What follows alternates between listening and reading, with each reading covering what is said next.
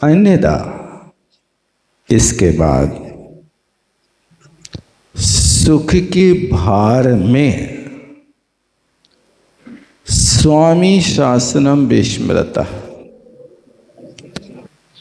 ये भूल गया कि मुझे तो रावण जैसे स्वामी के शासन में रहकर के उनकी आज्ञा का पालन करना है। वहां रावण तो बीच में रणांगण में पड़ा है, खड़ा है, और यहां पर स्त्री के महल में पड़ा है। इस स्वामी के शासन को भूल गया। ये स्थिति होती है। प्रमादवद बुद्ध्वा मित्रम तद ध्यान तत्पर, ये प्रमाद की तरह पड़ा हुआ मित्रम, मित्र जो कैसा है, तद हित ध्यान तत्परा, उनके हित में लगा हुआ ध्यान, उस ध्यान में तत्पर रहने वाला मित्र, उसको बुद्ध्वा, बुद्ध्वा माने जगाने के लिए, मित्र लंबा समय हो गया, अब चलिए, तुम तो यहाँ पर स्वामी शासन विस्मृता, जो रावण के शासन में तुम हो उसको भूल ही गए हो। सुधी, सुधी माने प्रहस्त, बुद्धिमान, सुष्टुधि यस सा सुधी, सुधी सुधार पढ़ो सदा। बसंत मालायाम प्रविष्टम कृतध्वनि, अब ये दोनों बसंत माला के साथ प्रहस्त कृतध्वनि आवाज करते हुए, मने देखो किसी के कमरे में प्रवेश करें तो संकेत करके प्रवेश करें, बिना संकेत के कभी आप अपने घर में भी प्रवेश न करें। आपके परिवार के लोग किस स्थिति में हैं, क्या है, इसलिए बुजुर्ग लोग जब कभी अपने दरवाजे पर आते थे तो दरवाजे भले ही खुले हों, लेकिन वो खांसते थे और उसके लिए खटखटाते थे। मैं आ गया। इस संकेत प्राचीन परंपरा का, इस शिष्टाचार का पालन होता है, इससे प्रमाद नहीं होता है। ऐसे प्रविष्ट इतना समय कम से कम 30 सेकंड का देना चाहिए। जैसे रेड बत्ती जलने पर वहाँ 30 सेकंड रुकता है ना, इतनी देर आप रुकिए फिर आगे बढ़िए। इसी तरह आप कम से कम 30 सेकंड वहाँ पर कमरे के दरवाजे पर खड़े होइए, आवाज़ दीजिए मैं आ रहा हूँ, फिर प्रवेश कीजिए। बाष्य भवनम प्रविश्य, अब उनके आवाज़ करते हुए उनके निवास भवन में प्रवेश करते हैं और मंदम प्रहस्ता अवदत, प्रहस्त ने बहुत धीरे से कहा, अवदत माने बोला, चिल्ला के नहीं बोला, तुम भूल ही गए हो इतने दिन हो गए, नहीं, धीरे से कहा, सुंदर उत्तिष्ठ, पवनंजय को जगा रहे हैं, हे राजकुमार उत्तिष्ठ, उठिए, किम से ननु ये रजनीपति, अरे आप सो रहे हो, देखो तो अभी चंद्रमा बाकी है कि सूरज आ गया है। रजनीपति किसे कहते हैं? चंद्रमा को कहते हैं। रजनी दोषा श्यामा छपाकरा, ये रजनी नाम किसका है? रात का है। और रजनीपति किसका नाम है? चंद्रमा का नाम है।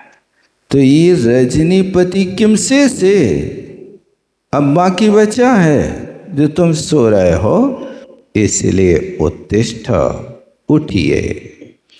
जितः त्वन्मुख कांतेव विच्छायताम पराम गता।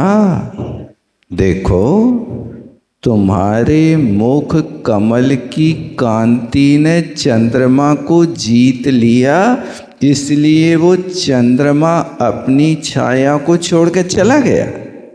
यानी चंद्रमा चला गया माने चंद्रमा अस्त हो गया, सूर्य का उदय हो गया। ये स्थिति हो गई कि तुम्हारा जब मुख चंद्र उदित हुआ तो चंद्रमा ने विहार कर दिया, वो छाया से रहित हो गया। अब वो सोचता है कि यहाँ एक चंद्रमा की ज़रूरत है, तो चंद्रमा की ज़रूरत नहीं, इसलिए तुम उठे, सो वो चंद्रमा भग गया।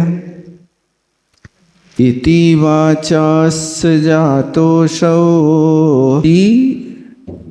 वाचा अस जातोषो प्रबोधम अस्य कस्य प्रहस्तस्य।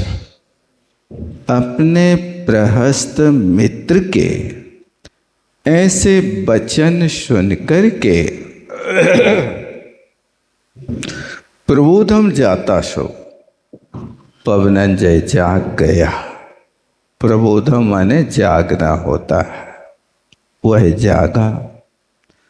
लेकिन जिसका शरीर, विग्रह माने शरीर, शिथिल था, शरीर में शयन के बाद यदि ऑक्सीजन की पूर्णता नहीं होती है तो शरीर में कमजोरी सी महसूस होती है, इसलिए उनको भी शिथिल विग्रह लग रहा है। और विजृंभणम कत्वा, बहुत जम से जमाई ली उनने, मतलब लग रहा है कि अभी नींद पूरी नहीं हुई है।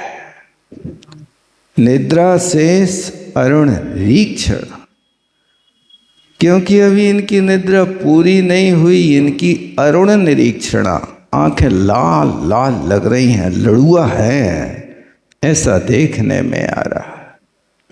लेकिन मित्र ने जगाया तो वाम तर्जन्या श्रवणम कंडून्य, अपनी बाईं उंगली से, तर्जनी इसको कहते हैं, भर्सना इससे की जाती, ध्यान रखना, खबरदार, ये कहलाती है तर्जनी।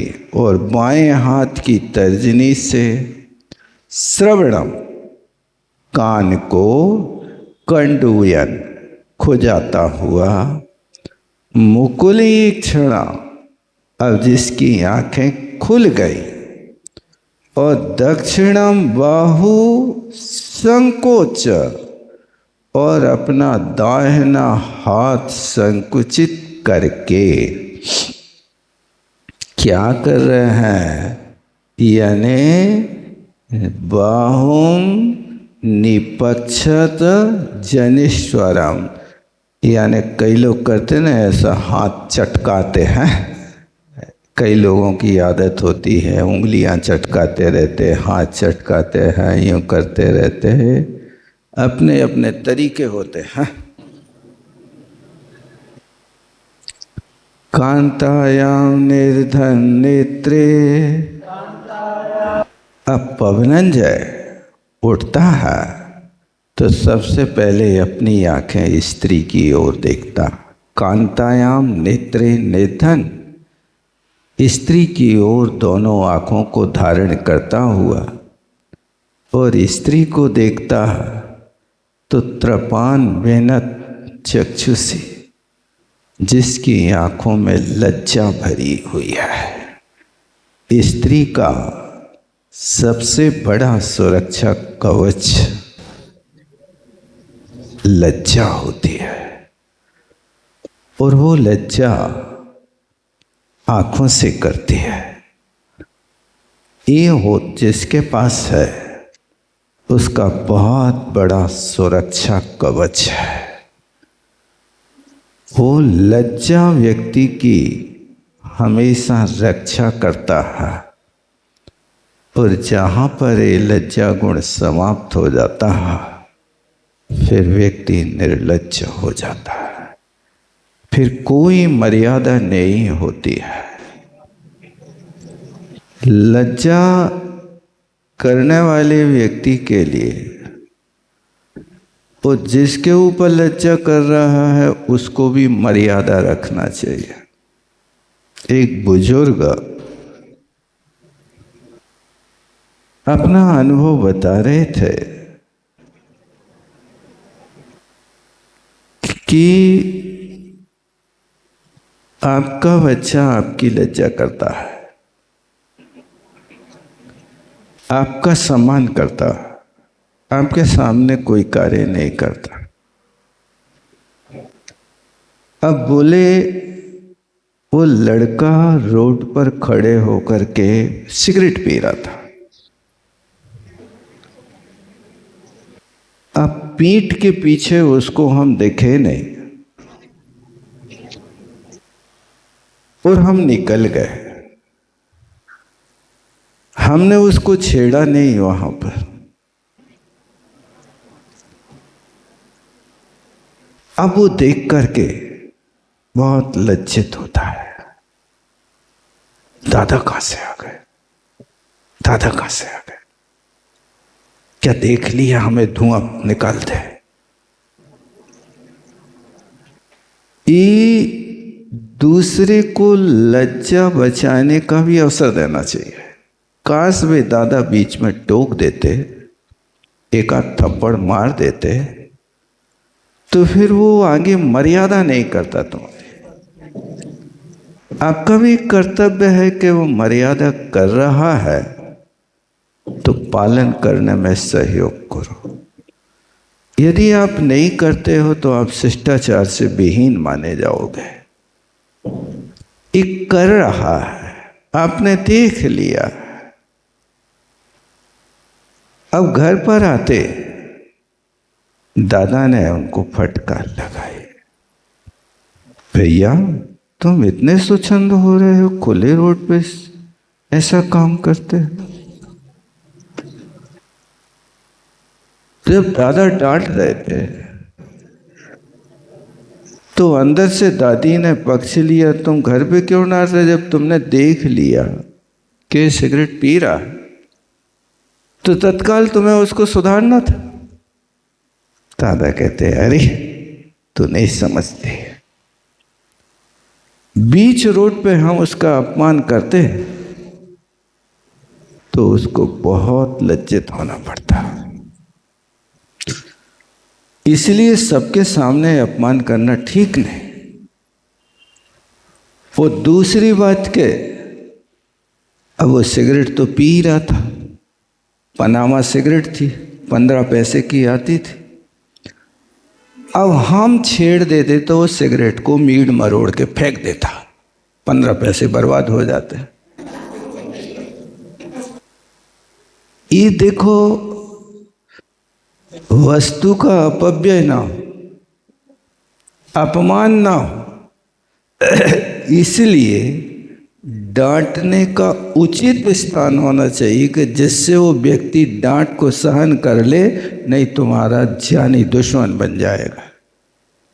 तुमने मेरा अपमान यहाँ किया है, अब मैं देखता हूँ, वो भी भरे बाजार में आपका अपमान करेगा। ये बुजुर्गों की सोच रहती थी जो वास्तव में बहुत शिक्षाप्रद रहती थी। ये सामने वाला उनसे कह रहा कि जब वो अपराध कर रहा था तभी क्यों नहीं तुमने उसको डांटा, नहीं, ये हो जाता। इस समझदारी से काम बुजुर्ग लोग करते हैं। इसलिए कहा है कि बुजुर्गों की एक एक झुर्री पर हजार हजार पुस्तकों के अनुभव लिखे होते हैं। बस तुम्हें बाँचने की कला होना चाहिए कि उनको बाँचना कैसा है, ये है।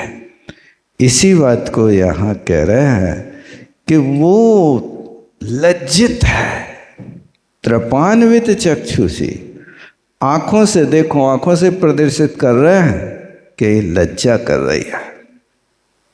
और फिर यही इति निगदन,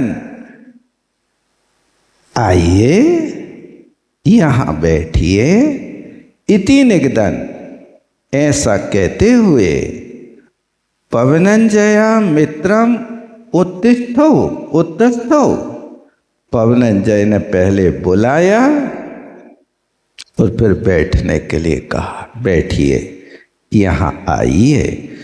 देखो ये लोक व्यवहार, ऐसा नहीं कि नौकर है तो नौकर को बैठने की नहीं कहना, इनको भी जरूरत है योग्य स्थान के देने की। फिर कहते हैं स्मितम अथ कृत्वा, जैसे मित्र ने बुलाया तो मित्र की ने एक मुस्कान दे दी, बहुत अच्छा बहुत अच्छा, और मुस्कान दे करके आप्रच्छ, पूछा, कृतस्मितम सुखरात्रि, मुस्कान लेते हुए मित्रवर, रात्रि तो अच्छे से व्यतीत हो गई ना, सुख से रात व्यतीत हुई। इति पृच्छन्तम रात्रि कुशलम, ऐसी रात्रि की कुशलता को पूछता हुआ, तद्वेदी तन्निवेदनम, उसने भी पूछा, तुम्हारी रात ठीक बीती, सेम टू यू, ऐसा कहते हैं ना।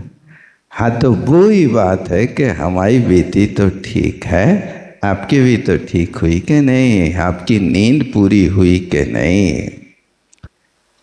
इति निवेश तत्प्रिय उद्दिष्टे समासने सुखासन, ऐसा उन प्रिय के द्वारा उद्दिष्ट सुखासन पर समासन बैठ जाने पर, इनम सुहृद जगाद एवं नए शास्त्र विशारदा, नए शास्त्र में निपुण मित्र ने ऐसा कहा। अब क्या कहते हैं, इतना ही रखते हैं।